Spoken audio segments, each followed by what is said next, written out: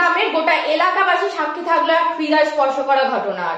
মৃতা তামান্না খাতুনের পরিবারের সাথে দেখা করতে যায় বিধায়ক হুমায়ুন কবির। একটি স্বেচ্ছাসেবী সংস্থার পক্ষ থেকে আর্থিক সাহায্য করতে চায় মৃতার পরিবারকে, কিন্তু মৃতার মা স্পষ্টভাবে অস্বীকার করে দেয় সেই সহায়তা নিতে। এরপর বিধায়ক হুমায়ুন কবির কবরস্থানে যায় এবং মৃতা তামান্না খাতুনের কবরের পাশে দুটি কামিনী ফুলের চারা রোপণ করে। এই চারা রোপণের মাধ্যমে শ্রদ্ধা জানায় অকালে ঝরে পড়া প্রাণটির প্রতি। বাবা বাড়িতে ছিল না, আগে থেকে ওয়ার্নিং দেওয়া আছে, ওই মুলান্দির জিতলে সিপিএনকে একবারে ফেলিয়ে দাও এইরকম।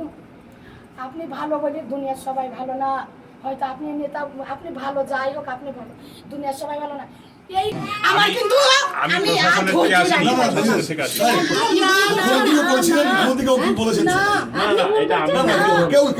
করবেন না,